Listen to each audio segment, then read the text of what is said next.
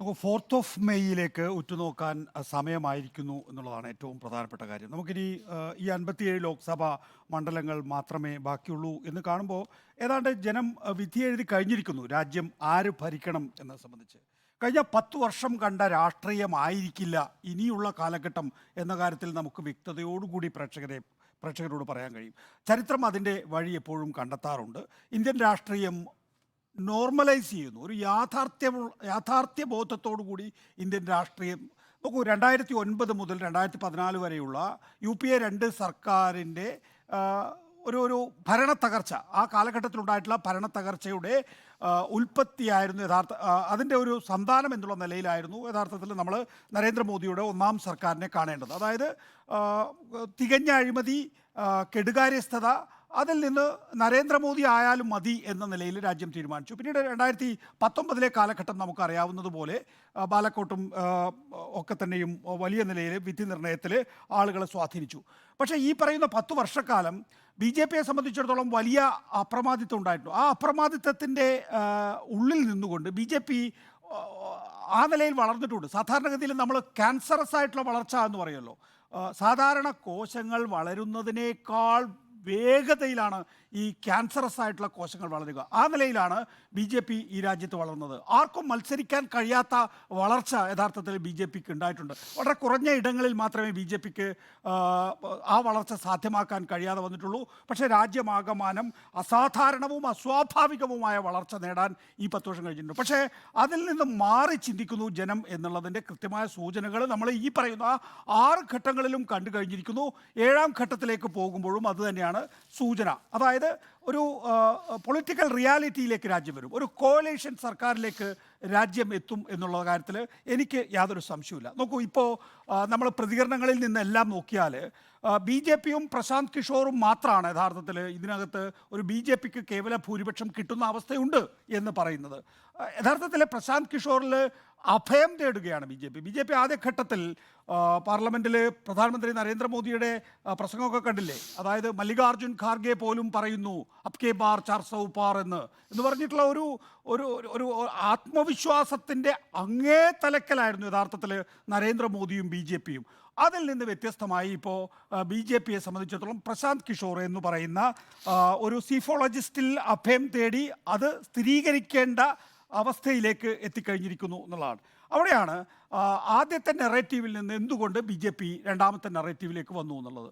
വർഗീയമായ അത് നേരത്തെ ഉണ്ണി ചൂണ്ടിക്കാണിച്ചതുപോലെ തന്നെ നമുക്കറിയാം 98ലും 99ലും ഒക്കെ തന്നെയും BJP രാജ്യത്തെ ധ്രുവീകരിച്ചുകൊണ്ടാണ് അധികാരത്തിലേക്ക് എത്തിയത്. 2004 എത്തിയപ്പോഴേക്കും BJPക്ക് തോന്നി വേണ്ട, കാരണം ഇന്ത്യ തിളങ്ങുന്നു എന്നുള്ള അവസ്ഥയുണ്ടെന്ന് അവർ തന്നെ വിചാരിക്കുന്നു. എന്നിട്ട് ആ സൽഭരണം എന്ന മുദ്രാവാക്യത്തിൽ BJP തെരഞ്ഞെടുപ്പിനെ നേരിടുന്നു. അവിടെ എന്താ സംഭവിക്കുന്നത്? കോൺഗ്രസ് ഏറ്റവും വലിയ ഒറ്റക്കക്ഷിയാകുന്ന നില വന്നു. ആരും അന്നത്തെ പത്രങ്ങളോ അന്നത്തെ ഈ പറയുന്ന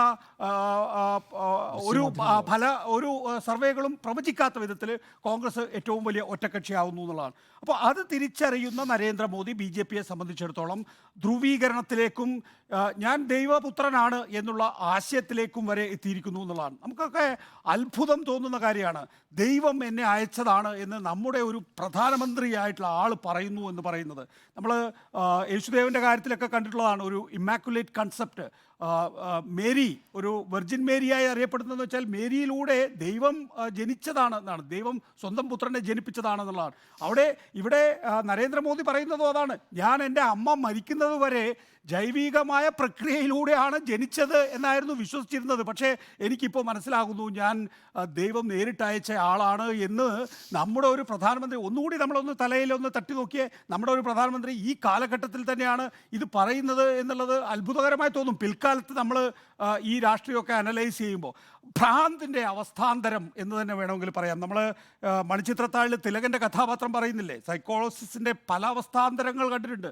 പക്ഷേ ഇത്രയും ഭയാനകമായ വേർഷൻ ഇതാദ്യമാണ് എന്നുള്ളത്. 2024 ഇത്രയും ഭയാനകമായ വേർഷൻ നമ്മൾ കാണുന്നത് എന്നുള്ളതാണ്. ഇതൊരു സൈക്കിക് കണ്ടീഷനാണ് എന്ന കാര്യത്തിൽ ഒരു തർക്കവുമില്ല.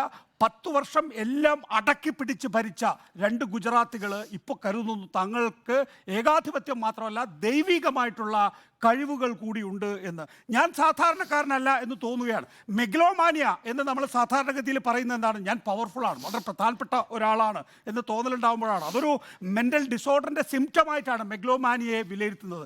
അതിൻ്റെ അപ്പുറത്തേക്ക് ദൈവം അയച്ചതാണ് എന്നുള്ള ഒരു ഭ്രാന്തിൻ്റെ അവസ്ഥാന്തരത്തിലേക്ക് നമ്മുടെ ഇന്ന് ഇന്ത്യയിൽ ഭരണകക്ഷിയുടെ ഏറ്റവും പ്രധാനപ്പെട്ട നേതാവിന് തോന്നുന്നു. അദ്ദേഹം ന്യൂസ് 8 അതാണ് രാമക്ഷേത്രം പൂട്ടിടും, ബുൾഡോസർ വെച്ച് തകർക്കും എന്നൊക്കെ പറയുന്നത്, മംഗൾസൂത്ര, അതുപോലെ തന്നെ മുസ്ലിങ്ങൾക്ക് രാജ്യത്തിൻ്റെ വിഭവങ്ങൾ എടുത്തു കൊടുക്കും എന്നൊക്കെ പറയുന്ന പ്രധാനമന്ത്രി ആ ഘട്ടത്തിലേക്ക് എത്തിയിരിക്കുന്നു എന്ന് പറയുമ്പോൾ അത് ഒരു പ്രത്യേകമായിട്ടുള്ള മാനസികാവസ്ഥയാണ്, രാജ്യത്തിൻ്റെ ഇന്നത്തെ അവസ്ഥയാണ് തെളിയിക്കുന്നത് എന്നുള്ളതാണ്. നോക്കൂ, ഞാൻ കാണുന്ന ഇത്രയേ ഉള്ളൂ. BJP സംബന്ധിച്ചിടത്തോളം കേവല ഭൂരിപക്ഷത്തിലേക്ക് എത്തില്ല എന്നുള്ള കാര്യം അവർക്ക് ഉറപ്പുണ്ട്.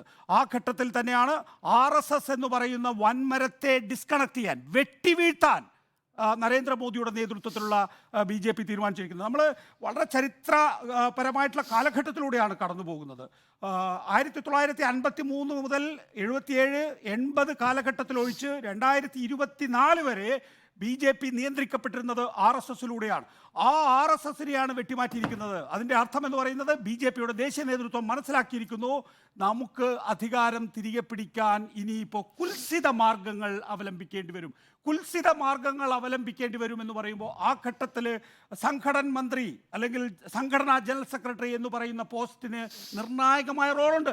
ആ നിർണായകമായ റോള് RSS ഉപയോഗിക്കുകയാണെങ്കിൽ അത് നരേന്ദ്രമോദി അല്ലാതെ മറ്റൊരു BJPയുടെ നേതാവ് വരട്ടെ, അങ്ങനെയാണെങ്കിൽ നമുക്കൊരു കോലീഷൻ സാധ്യത പരിഗണിക്കാം, പരിശോധിക്കാം എന്ന നില വരികയാണെങ്കിൽ സ്വാഭാവികമായിട്ടും അത് നരേന്ദ്രമോദിക്കെതിരാകും.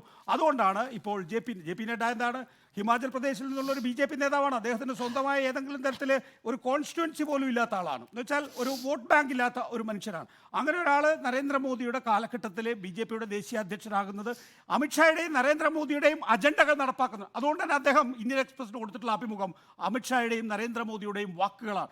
ആ വാക്കുകളാണ് യഥാർത്ഥത്തിൽ BJP ഇപ്പോൾ RSS പോലും ഇടപെടരുത്, ഞാൻ ദൈവിക ശക്തിയുള്ള ആളാണ് എന്ന് പറയുന്നതിലേക്ക് അടുത്ത ഫലം ജൂൺ 4 എന്ന് പറയുന്ന കൗണ്ടിംഗ് ഡേറ്റ് ഉണ്ടല്ലോ, ആ കൗണ്ടിംഗ് ഡേറ്റിനുള്ള ഒരുക്കമാണ്. ആ ഒരുക്കം BJP നടത്തിയിരിക്കുന്നു എന്നുള്ളതാണ്. അതുകൊണ്ട് 6ാം ഘട്ടം പിന്നിടുന്ന അവസരത്തിൽ ഒരു സംശയവുമില്ല, എൻ്റെ ടേക്ക് ഇതാണ്, ഇന്ത്യൻ രാഷ്ട്രീയം ഒരു റിയാലിറ്റിയിലേക്ക്, ഒരു നേർദിശയിലേക്ക് പോകുന്നു എന്നുള്ളതാണ്. ഒരു കോലീഷൻ സർക്കാരിലേക്ക് ഇന്ത്യൻ രാഷ്ട്രീയം പോകുന്നു എന്നുള്ളതാണ്. ആ കോലീഷൻ സർക്കാർ യഥാർത്ഥത്തിൽ ഒരു ലെവൽ പ്ലേയിങ് ഗ്രൗണ്ട് രാജ്യത്തിന് നൽകും. എല്ലാ രാഷ്ട്രീയ കക്ഷികൾക്കും ഈ ക്യാൻസറസ് ആയിട്ടുള്ള വളർച്ച അവിടെ ഉണ്ടാകില്ല. എല്ലാ രാഷ്ട്രീയ പാർട്ടികൾക്കും അവരവരുടെ നയത്തിൻ്റെ അടിസ്ഥാനത്തിൽ, അവരവരുടെ പ്രവർത്തനത്തിൻ്റെ അടിസ്ഥാനത്തിൽ ഈ രാജ്യത്ത് വളരാനുള്ള അവസ്ഥ ഉണ്ടാക്കും എന്നുള്ളതാണ് സന്തോഷകരമായ ഈ ഘട്ടത്തിലെ കാര്യം എന്ന് ഞാൻ മനസ്സിലാക്കുന്നു.